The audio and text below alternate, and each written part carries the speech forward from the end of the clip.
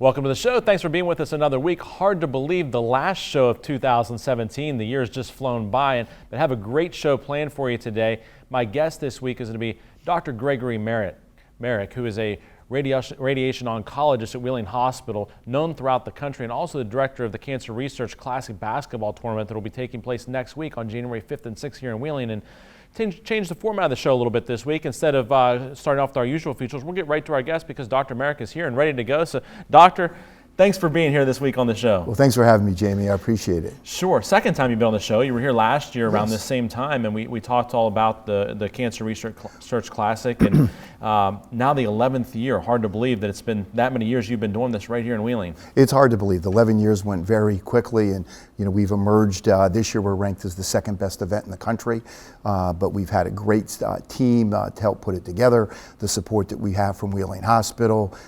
Ogilvy has done a marvelous job of showcasing our kids. Wheeling Jesuit Health Plan is on this year, and it's another way for us to talk about men's health and hopefully improve men's health, because we as men aren't as smart as women. We don't go to physicians for routine checkups, and women live 6-7 years longer than us because of that. Yep. Hard to believe that. I mean, the second best event in the country is pretty phenomenal. It's hard for me to believe there's one better. I would challenge that probably. I mean, I've been to the tournament a number of times over the years, and the caliber of play and the type of players that come in here. I mean, we're now seeing them, a lot of them in the NBA. Yeah, we now have 34 guys who have played in the NBA. We've had over 700 kids that have gone on to play college basketball, and about 600 of those have played at the Division I level, and that's what's been so much fun this year. Watching Ben Simmons and Jason Tatum be the two best rookies in the NBA, and it's just been a couple years ago that they were headlining here. One of the things people oftentimes see when they come to the tournament, first of all, you see TV cameras. Unusual for an event here in the Wheeling area to have nationally televised games. ESPN though comes in and does these games, and now it's kind of expanded their coverage even. Well, they have. All 10 games this year will be on ESPN, and one of the nicest things from my perspective is the fact that we've been able to promote our local teams and our local athletes. And some guys have had big breakthroughs. The first national attention Harler ever got was from a blurb here. Phil Bledsoe, Reggie Rankin from ESPN fell in love with him, and Phil had a great game, and he helped open a lot of doors for Phil, and Reggie now works for the Golden State Warriors. So it's nice to allow our kids to play on a bigger stage, to play on national TV, and have people from outside the area come in and get a look at them. Yeah, you've regularly included Wheeling Park, Wheeling Central through the years in this tournament, and of course also a lot of the local bands also participate in this tournament. The bands have just changed the entire atmosphere, and I can't tell you how hard those kids and their directors work and how much atmosphere they bring. It wouldn't be the same event without them, and we're lucky to have 5 bands again this year. So each game will have a band, and really take my hat off to how hard those kids work and how skilled they are. Yeah, people don't realize, when these teams come in from out of the area, I mean, they're coming in from sometimes Las Vegas, Chicago, all over the country, Florida. And so it's not like a lot of fans can come watch them or travel to see them play. So, it adds some excitement to the gym, for those players, I think, too. And they can feed off of that energy from the bands, when they're playing, and get them excited, too. Well, it does. And, we've had great crowds. The Valley has really supported this event, and that's very, very important. And I think, if you're a fan, a coach, a player, there's no other place to be on January 5 and 6. You get to see the best coaches, the best players, the best teams, and how things work. So it's a lot of fun. It's not unusual to run into some of the high-profile college coaches either. You've seen some, Roy Williams and many others there over the years that are coming to check in on these players, know they can see a lot of talent in one place. Yeah, it does. We always have some coaches who come in, it's their time to play also. So sometimes guys are in and out, and we have a lot more assistants than head coaches. But, Calipari has been here multiple times. If you pointed out Roy Williams, Huggins usually comes up, and I presume he'll be here Friday. They play on Saturday. Jamie Dixon was always here when he was at Pitt. The Notre Dame guys are occasionally in. We have 2 kids again this year who are going to go to Notre Dame, and I know that makes you smile a little bit. Yeah. Yeah, the Carmody kid and Hubbs, and they're both going to be real fine players. The event is one that is a big time thing for this area. It's a big time thing in the country, and it's still a relatively modest price to get into the event, to see great basketball. Well, we've always wanted to kind of keep the ticket prices as low as possible. And, we have courtside seats for the first time this year, and I think there's 2 seats left on Friday. They've sold out. We have reserved, which has been very nice. If you're there and you want to get up and go grab a soda, you don't have to worry about someone taking your seat. We have general admission, and we have group packages for teams, whether they're middle school, AAU, high school teams, boys or girls, that you can bring 20 people for $90 for both days for all 10 games. So that allows, and a lot of teams do take advantage of that. And it's a great idea. It's good bonding for them also. I think another nice thing is you look at the officiating you've had in that tournament, and sometimes the officials don't get the attention they deserve. Sometimes you say when you don't notice the officials, that means it was a well officiated game. But yeah. The quality of officiating that we see in this tournament is always first class as well. And that's really been something that has separated us from a lot of other events, and Doug Costain gets all the credit for that. Doug is taken time to mix some of the local college and the best high school refs, and we have nothing but compliments. And this year, for the first year, one of our prior CRC refs is now a full-time NBA ref. Oh, wow. J.R. DeRosa, who I believe was here 3 years under Doug's direction. He's from the Akron area, but he won't be back, which is a good thing for him. Well, sure, yeah. It's anytime you can get an NBA job like that, you take advantage of that. Sure. Even though you may miss some of the other things you've done. We need to take a break. When we come back, we'll continue talking with Dr. Gregory Merrick about the Cancer Research Classic and some of the other things that he does in his medical field. Stay with us here on the Jamie Bordas Show.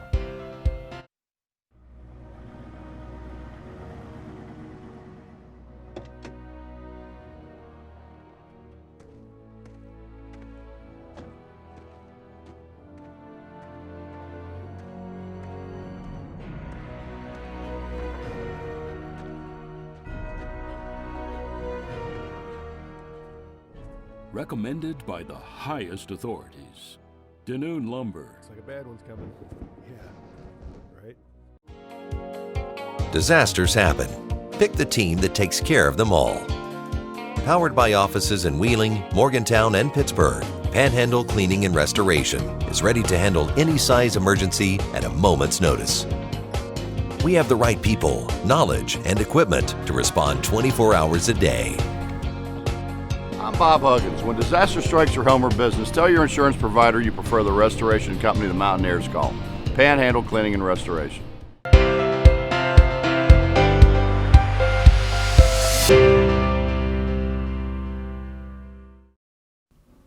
Welcome back to the show. I've been speaking with my guest this week, Dr. Gregory Merrick, who is the radiation oncologist at Wheeling Hospital and also director of the Cancer Research Classic. And Dr. The funds that are raised through the Classic and the awareness that's done, what's the real purpose behind it? Well, the purpose was to promote men's health, and we wanted to use basketball as a vehicle in order to be able to do that. So in the concourse on the day of the event, there'll be a men's health consortium there, Dr. Angelo Georges, James Commercy, their residents, a lot of healthcare professionals to answer questions and to provide information. It is totally a charity event. Any funds that we raise will help support our undergraduate prostate cancer research program at Wheeling Jesuit, and it gives kids an opportunity to do a year of research, clinical research with us. And our kids that have gotten the scholarships have gone on to medical school, dental school, biomedical research, PhD programs. So we've had some real bright kids, and actually some of the kids have come back and gone to work for us. Oh, that's great. So it has been a real nice experience along those lines. But we have a lot of work to do in men's health. We're getting better, and we're getting a little bit smarter as a gender, but we still need to do more work. What's some of the best advice you could give to men out there watching, or maybe even women who have loved ones, their spouse or whoever, they can maybe pass on the advice to them? Well, a couple things. Our top 10 list is simple. And what you need to do to maximize your life expectancy is to walk 30 minutes every day, do aerobic exercise, resistance training, light weights 3 times a week. After the age of 50, men develop osteoporosis as fast as women. Eat a heart-healthy diet, high fiber, low fat, ideal body weight, no tobacco products, alcohol in moderation. Have a great primary care, watches your blood pressure, your sugar, your cholesterol, and then screenings. colonoscopy at age 50, and PSA when appropriate. If you do those 10 things, there's nothing fancy, there's nothing expensive, but those are things that help you live longer. And one of the things I would surely encourage your viewers to watch is on YouTube, to watch this 9-minute video entitled 23 and a half hours. It's the most important 9 minutes you'll spend on your health, and it demonstrates why that 30-minute walk is the best medicine we have for a lot of diseases. We now know that exercising 150 minutes a week, 21 and a half minutes a day, reduces the incidence of 13 types of cancers. Wow. In my field, kidney and bladder, but it reduces esophagus, stomach, colon, rectum. In women, it reduces breast and uterus, among others. So, getting to the gym, getting to the wellness center or the YMCA after work is essential to maximizing our longevity. So that's called 23 and a half hours. 23 and a half hours. All right, I'm sure to check that out myself. Good. Appreciate that advice. Well, really appreciate you being here, and good luck with the tournament. Thank you so much for having January me. January 5th and 6th, people can still go. They can get tickets still, right? Yes, sir. All right, great. Okay. Well, thank you for being here. Thank you for having me. We need to take a break. When we come back, I'll be talking about the Steelers, the bowl games, and all other things sports. Stay with us here on the Jamie Bordas Show. Experience the magic of the season at the Winter Festival of Lights. Holiday memories are waiting to be made at Ogilvy in Wheeling, West Virginia, November 10th to January 1st. Tractor trailers are some of the most dangerous vehicles on the road. There are federal rules for load sizes, driver's hours, and maintenance for a reason. When big rigs don't follow these rules, entire families can be torn apart. We have the talent and the resources to take on these large companies. Hopefully, through our work, families are being helped and trucking companies are getting the message about safety. Bordas and Bordas, fighting for justice. Experience the magic of the season at the Winter Festival of Lights. Holiday memories are waiting to be made at Ogilvy in Wheeling, West Virginia, November 10th to January 1st.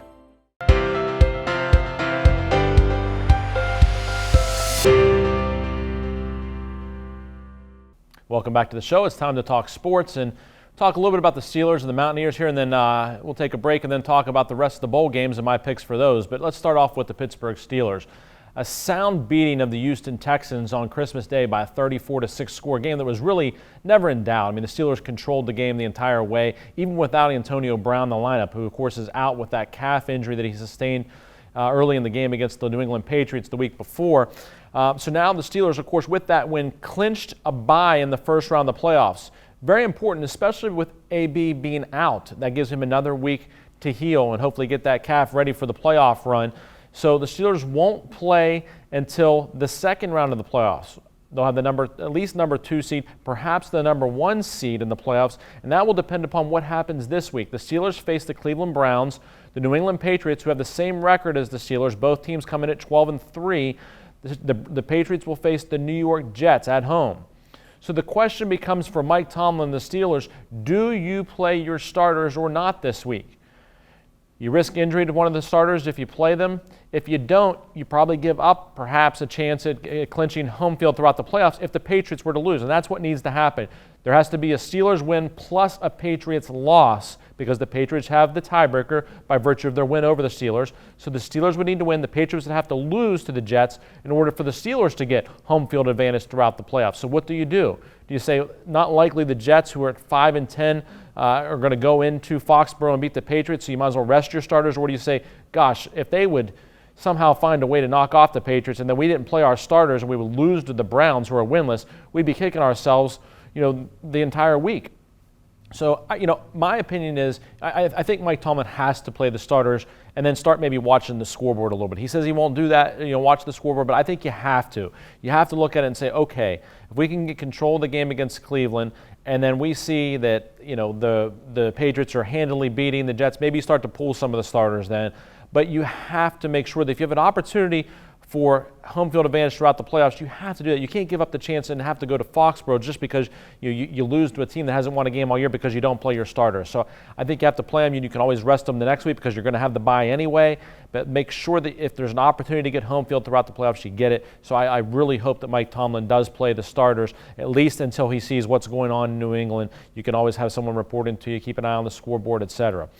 Other big news out of Pittsburgh this week is that, of course, Marcus Gilbert had to be reactivated. He was off for a 4-game suspension due to using performance-enhancing drugs, and the Steelers had to release a player in order to make room for Marcus Gilbert on the active roster, and that player that was released was the franchise's all-time sacks leader, James Harrison.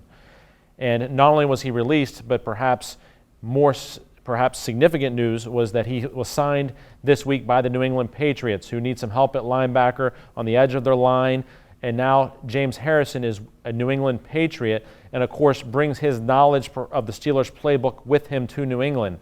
And, you look at that matchup, they're going to be the 1 and 2 seeds in whichever order in the playoffs, and will very possibly meet each other for the AFC Conference Championship game. And now James Harrison is there in that New England locker room posting pictures of himself with Tom Brady. A lot of Steelers fans upset about that. But I want to say this, about James Harrison. Gave a lot of years to the Steelers, and he wasn't getting in the game, and he didn't leave the Steelers. He didn't choose to go somewhere. The Steelers cut him. They basically said, "You're fired. You're not a member of our team anymore." And he was without a job. He had a team, a franchise in New England, offered him a job. I don't think that you can fault him for choosing to sign up to play when he feels he's still capable of playing when the Steelers chose not to play him. And he only gotten in like 5 games this year. Steelers had a difficult decision to make. They obviously had to make room for Marcus Gilbert and had to look and say, okay, who's not really contributing right now? We're not putting Harrison in the game anyway. He's just sitting on the sideline, so he's not really contributing to what we're doing, so he was an expendable player. I don't get to see what's going on in practice every day, but I can tell you as someone who coached football for a lot of years, the coaches usually know what they're doing. Coaches want to win. So if they're not putting a guy in a game, it's probably for a reason. It's probably they don't feel that he can help compared to the guys they have in there. And when you look at the outside linebackers for the Steelers, you've got T.J. Watt, the rookie who's having a great year, Bud Dupree, who's really been playing strong. And you may say, how can we justify taking one of those guys off the field? Maybe for a play or two, maybe not. I don't know. They're seeing practice every day. I'm not. So I have to have faith that the coaches know what they're doing. So we'll see. Could come back to bite the Steelers in the playoffs if James Harrison does well for the Patriots. Let's talk a little bit of college sports, and specifically WVU. A very disappointing 30-16 loss to Utah in the Heart of Dallas Bowl. And I said last week on this show that with weeks to prepare as the starter, Chris Chuganoff will be better. And boy, was I wrong. Chris Chuganoff did not have a good performance, to say the least. Let's put it mildly. 9 of 28 passing, a couple interceptions, a fumble, and missed a lot of wide open receivers. I was scratching my head saying, how can we not have anybody better than this as our backup? Of course, you don't want to burn a redshirt year for the guy that's behind him by playing him for a couple of quarters in a game, so you can't put him in. But the Mountaineers finished 7-6 in what even Dana Holgorsen called a disappointing loss to end a disappointing season. And of course, you had the big injury to Will Greer and some other injuries along the way. But a lot of people now saying, is it time for Dana Holgorsen to go? I don't know so much about that. I mean, one of the questions you have to ask yourself is, who are we going to get? Who's better? Is there somebody out there better that we can convince to come for this price and that we can get to come to Morgantown? And Dana Holgorsen has just had his best recruiting class in years, maybe ever, that's about to come in. It's difficult, when you're playing teams that are from Texas, et cetera, to recruit guys into Morgantown. Next year, Greer and Sills both said they're coming back, more experience on defense. So I think next year will be critical. It'll be Dana Holgorsen's 8th year as the head coach of Morgantown, believe it or not. And I think they really need to have a solid season next year. Or, it might be where the athletic director and the administration says it's time to move on and look for someone different. But I expect the Mountaineers to bounce back with a really strong year next year if they can, avoid some of the injury problems they had this year. But, 7-6, kind of a middle-of-the-road type season, and there's been a number of those under Holgorsen's tenure. There have been the 2 10-win seasons, his first year, in which they were still in the Big East, and then a couple years ago they finished 10-3. But need to get things going, and I think next year need to improve upon the 7-6 record by at least 2-3 games and get 9 or 10 wins, or are people going to really be calling for saying, hey, Dana Holgorsen, maybe time to go? And they start off with Tennessee next year, a big game against an SEC opponent. So there'll be some opportunities next year to do some good things, and where some of the teams that are in the upper echelon of the conference, like Oklahoma, losing Baker Mayfield and some others. So we'll keep an eye on the Mountaineers and talk in the offseason a little bit about what we may expect from them next season. We need to take a break. When we come back, I'll be picking the rest of the bowl games and let you know what my thoughts are on those. Stay with us here on the Jamie Bordas Show.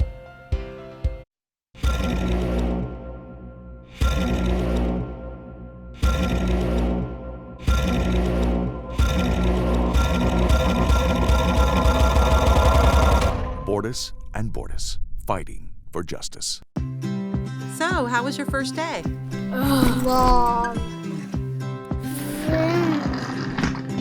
So, Josh asked me about you. Daddy's home. Go get him.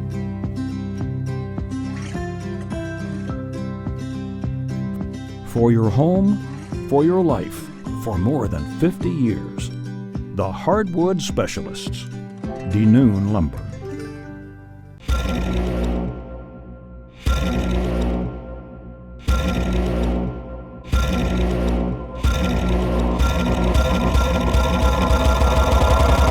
Bordas and Bordas, fighting for justice.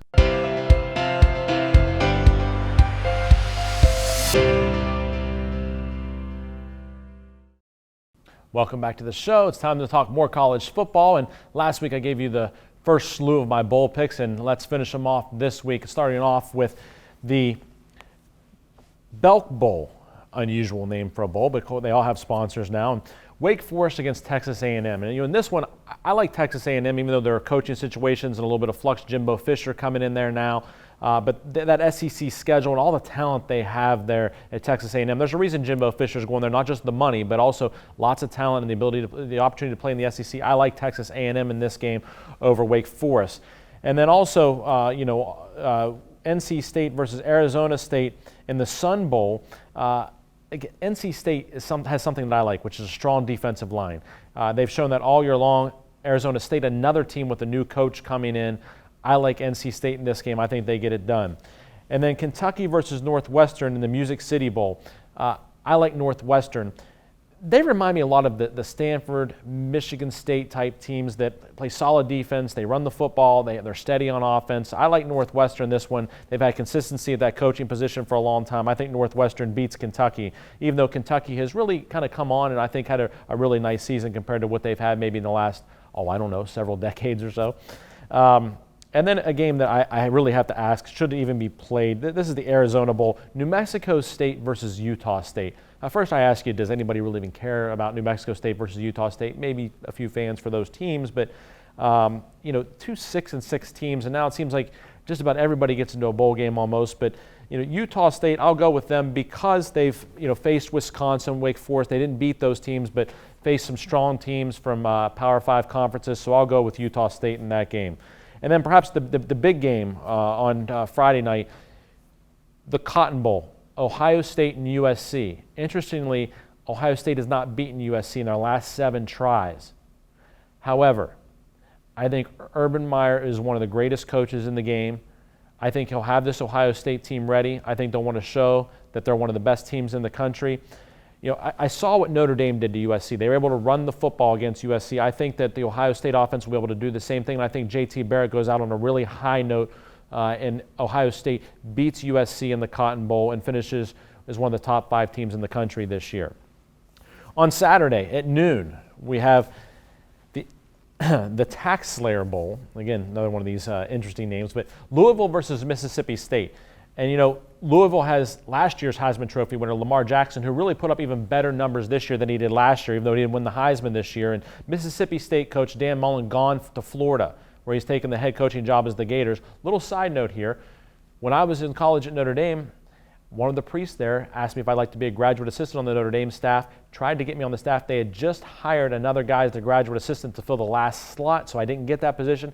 A young guy by the name of Dan Mullen got that position instead of me, and he is now the head coach at Florida. So I've kind of followed his career the whole way. He followed Urban Meyer to Utah, or to Bowling Green, to Utah, to Florida, and then got the head coaching job at Mississippi State. Now the head coach at Florida himself, but he's gone from Mississippi State, so I like Louisville in that game. Then at 12:30, the Liberty Bowl, Iowa State and Memphis. Memphis only lost 2 games all year, both to undefeated UCF, Central Florida, who had a great season. The last one by a 62-55 shootout. I don't think that Iowa State can keep up with that high-scoring Memphis offense, so I like Memphis in that game. Then at 4 o'clock on Saturday, one that may be of local interest, Washington and Penn State in the Fiesta Bowl. I'm really looking forward to that game. I think this will be a really tight game. Chris Peterson, a great coach out there at Washington. You may remember he had all those good Boise State teams before he headed to Washington. Of course, they were a college football playoff team last year. But Penn State with McSorley at quarterback, Barkley at running back, I really like this Penn State team. I don't think they're going to lose 3 bowl games in a row. You just don't see Penn State doing that. So I think they right the ship with respect to their bowl games, and they win this game. I'll take the Nittany Lions in this one over the Huskies. And then at 8 o'clock on Saturday night, in the Orange Bowl, Miami and Wisconsin. Of course, Miami a little bit of home field advantage there down in the Orange Bowl, but as I said earlier, I like teams like Wisconsin. They run the football, they play good defense, and I think Miami, I'm not so sure that they're not a year or two away. Everybody saw what they did to Notre Dame and said, oh, the U's back, but I think they caught Notre Dame on a bad night. They had all the hype for that game. They had home field advantage, and I think they really got out on Notre Dame early, and they just kind of snowballed. So I don't think they're quite there yet. I like Wisconsin in this one, so I'll take Wisconsin over the Hurricanes. And then let's set out your New Year's Day for you. January 1st. First game of the day is at noon, and the Outback Bowl is going to be Michigan and South Carolina. I think South Carolina, same thing. Not quite there yet. I think that Will Muschamp's doing a good job at South Carolina, but I think the Michigan defense will come up big in this game. I like the Wolverines to win this game over South Carolina. And then at 12:30, that undefeated UCF team I was talking about earlier faces Auburn. Scott Frost, the UCF coach, is going to coach this game, but his mind's already on Nebraska, where he's taken that job. Auburn, too much talent. Auburn beats UCF to end their undefeated season. They'll end up with one loss. And then at 1 o'clock, Notre Dame and LSU in the Citrus Bowl. Notre Dame, 2 of their top 3 receivers are going to be out for this game. Stefferson due to suspension, Claypool due to injury. LSU has that tough run defense, but I think Brandon Winbush, the Notre Dame quarterback, finds a way to make plays. He's had a number of weeks here now to kind of get things settled down a little bit. I think the Irish win this game in a close one. I'll take Notre Dame over LSU. And then the college football playoff. 2 just unbelievable games. 5 o'clock. Out in the Rose Bowl. Georgia and Oklahoma. Oklahoma, of course, has the Heisman Trophy winner in Baker Mayfield and that high-powered offense. Georgia has that tough defense. They've got a great running game. I just don't think that Georgia's passing game is going to be enough to keep up with that high-scoring Oklahoma offense. I like the Sooners to win this one. And then at 8:45 in the Sugar Bowl, Alabama and Clemson, the 2 teams that have faced off the last 2 years in the national championship game, but this time a little bit different. Instead of only a week or 10 days to prepare for each other, they get about a month, and I like Nick Saban with that type of time to prepare. One of the greatest coaches in the history of college football. I think Alabama gets it done. They win this game, and we see Alabama versus Oklahoma for the national championship game in a couple weeks. That's how I think it fares out. I hope you have a lot of fun watching the games. I hope that you have a very safe New Year. Remember, don't drink and drive. Call a cab. There's now Uber here in the area. Call a friend, whoever you have to, but stay safe and have a very, very happy New Year. And I hope that 2018 starts off just the right way for you. Thanks for joining in. We'll see you again next year on The Jamie Bordas Show.